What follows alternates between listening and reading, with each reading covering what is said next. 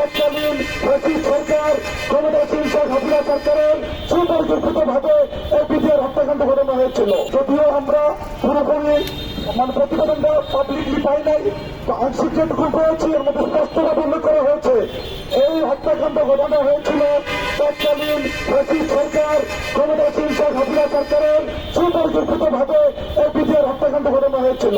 India সরকার এবং হাসিনা সরকারের সুপরিকল্পিত হত্যাকাণ্ডের অপরাধ পরিকল্পিতভাবে নিরীহ পিঠের উপরে চাপিয়ে দেওয়ার জন্য বিদ্রোহ নামে একটা নাটক সাজানো হয়েছিল। মাননীয় প্রধানমন্ত্রী, আপনার কাছে আকুল আকুতি নিয়ে আমরা এসেছি। আমাদের মনে অনেক আর্তনা, অনেক কষ্ট, অনেক যন্ত্রণা। আজকে দীর্ঘ 17 বছর কোন অপরাধ ছাড়া আমরা জানিও না যে ঘটনার সাথে আমাদের ন্যূনতম কোনো সম্পৃক্ততা ছিল না।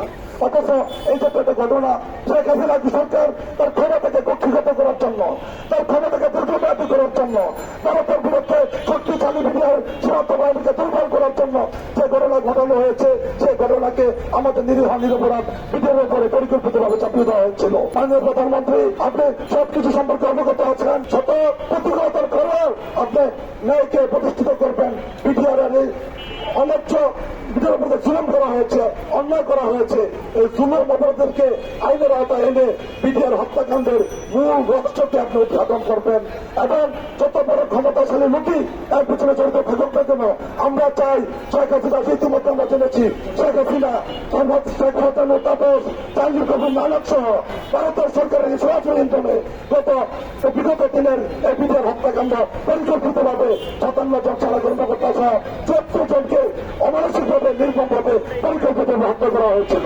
মাননীয় প্রধানমন্ত্রী, আপনার কাছে আকুল আবেদন, আমরা অসহায়, আমরা গরিব, আমরা পেটের পেয়ে চাকরিতে আসছি। আমাদের এই সামান্য বেতনের উপরে আমাদের পরিবার চলে, আমাদের ছেলেরা চলে, আমাদের সংসার চলে। আপনি আমাদের বিষয়টা মানবিকভাবে দেখবেন। আমরা যদি অপরাধ করে থাকি আপনি অপরাধের বিচার করবেন, আর যদি অপরাধ করে না থাকি আমাদের ন্যায্য হিসাবটুকু, ন্যায্য অধিকারটুকু আমাদেরকে ফিরিয়ে দিবেন। আমাদেরকে পুনর্বিবেচনার মাধ্যমে আমাদেরকে চাকরিতে সকল সুযোগ সুবিধা সহ পুনর্বহাল করবেন।